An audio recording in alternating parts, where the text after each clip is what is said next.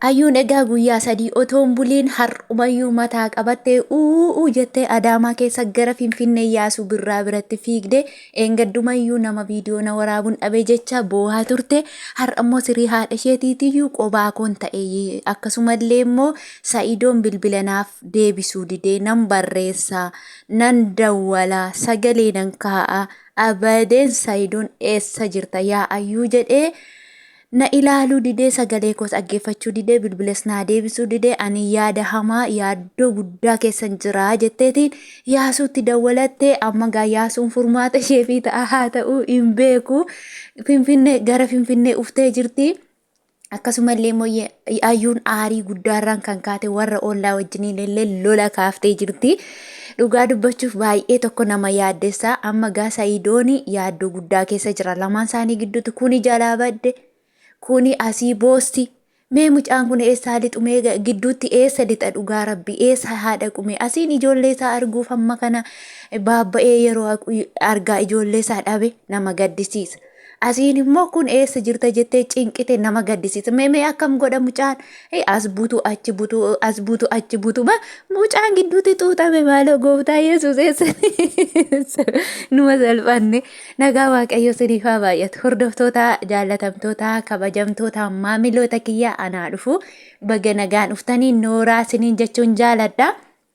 Egaa kanatti aansuuni guyyaa har'aa waa'ee ayyuu irraa isinii dubbadha. Akkasumas immoo Sumayyaan eessa jirti? Sumayyaan eenyutu akka oksellee isinitti nan haasa'a jechuudha.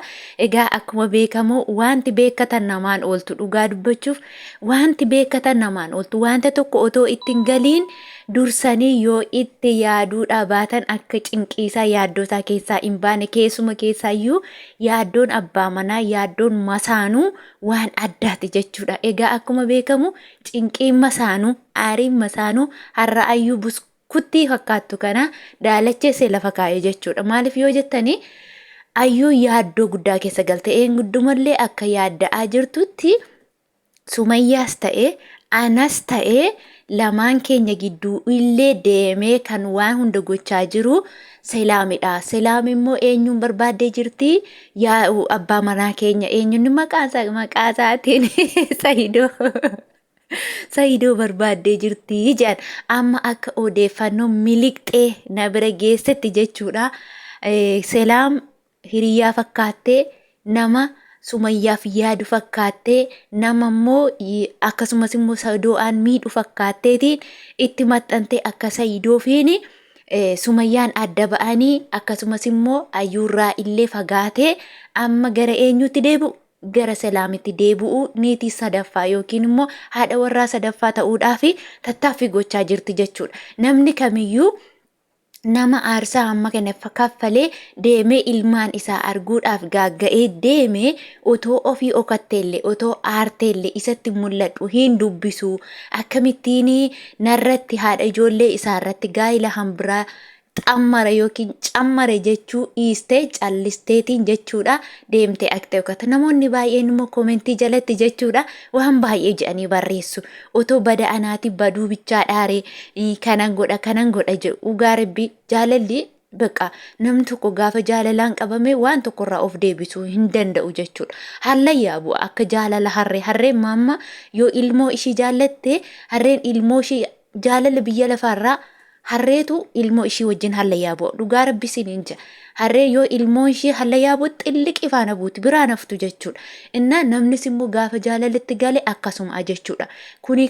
Kunna nyaataa laati kuni namiidhaa laati je'ee duubatti otoo hin yaadiin itti xilliq je'ee gala jechuudha. Garuu gaafa itti galanii deemsa jireenyaa itti eegalan immoo rakkoo guddaa keessa nama deemsisa nama galcha jechuudha. Kanaafuu amma ayyuun gaafa dura jaalalli kun birqiimatti fakkaate ammoo akkasuma kaameraa waraabanii bisiksik jecha ooluun kun birqiimatti fakkaate waa'ee masaanuu hin beektuuti qabaana gadhiisaa jette qabaana gadhiisaa du'uyyuu sin dhiisuu jette amma immoo kunoo har'a immoo qabaana gadhiisaa ani beekadheera durayyuu inni na dhiisee bade inni asnatti hin deebi'u. Amma yaaddoo kana keessa kan galte intalli kun guyyaa sadiitti yaaddoo kana keessa galte hanga kana cinqamte argitu sagalee ishee dhaggeeffattaniitu Yaasuu irratti waan isheen jette keessu jechuudha hin boossi. Ammoo ollaa wajjiniin illee walii dhabde uumte.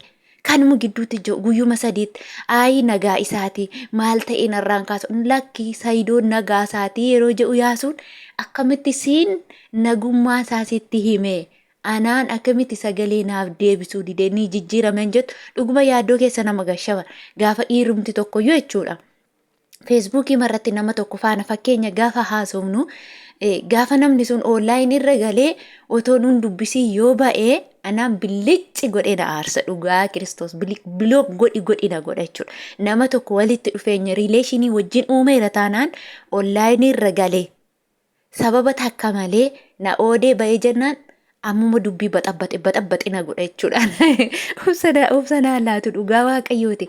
Innaa isheen immoo dhugumadha amma yaasu'aan gaheetiin jira nagaa kiyyee jira mudannoo kana na mudatee jedhee hime tayyib ayyu'aan immoo abshir omaa rakkoon hin jiru yoo jedhe maal qaba maal mucaan cinqamte sanuu immoo dafee toon ulfaayotuun dafee mucaa godhadhe mucaasaa ilaalee dhufaatta amma mucaan garaa keessatti haa xuuxamtu immoo maaliif jalaa calja akkuma boose jennaan mucaan garaa keessatti hin xuuxamte dubartiin tokko immoo gaafa ulfaa'uu hedduu yoo ulfoofteetti ta'e yoo ulfaa'uu heddis ta'e jechuudha.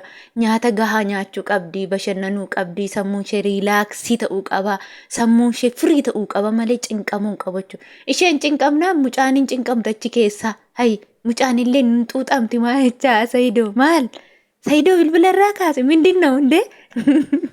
Isheen achi yoo badde bar isheen achumaan baddee hafte jennaan dhugaa Rabbii Itoophiyaatti si deebisuun keenya waan hin hafnedha. Hayi hiriira sitti baanee gara ayyuutti si deebisna. Ayyuun amma kana boo'uun ishee imimmaan ishee amma kana guyyaa sadiitti iyyuu hanga kana imimmaan ishee dhangalaasuun ishee akkasumas immoo ollaa wajjin buluu gaafa dhabu namni rakkoodha bar. Hayi jaalalli immoo amala nama dhowwaa amala dur qaban irraa nama jijjiirsisa. Sanuu jaalala mushurrummaa irraa dhiistee deemte otoo sin quufiin maali? Indee maal jechaadha? Tasgabbaayii jechuma sii dhufti maalumaaf iyyuu salaam ishee jedhan sana of keessaa baasa. Rabbiin immoo Sumayyaa keessitti haa agarsiisu. Du'aayisii goona guyyaa lamaan kana gidduutti akka Sumayyaan sitti mul'attu rabbumaan du'aayisii goona dhugaa Rabbi ati sin gaddiini. Akkasumas immoo gana ishee sana gana gammachuu Sumayyaa eeguurras teessee jechuudha.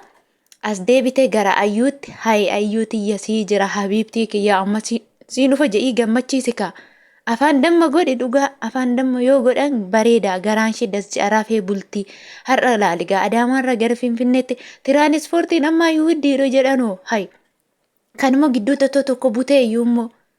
Maatti beeka namni amma naman beeku yaa Saayidoo maal taate intalli bareedduudha heerumte ittiin heerumne gadda akka ilaale qalabatiin harka isheerra hin jiru waan sanaan galle jechuu harka isheerra uumtee takka qalabatiin hin jiru yeroo kanammoo yeroo olii gadi deddeemtu otoo tokko keewusi jalaa godhate mee maal goota ati lammataa harta aarii lammataatti galta indee maal jechuudha kun rakkoodha namni hagadaadhaa ciniinee naman ilaalu bakka.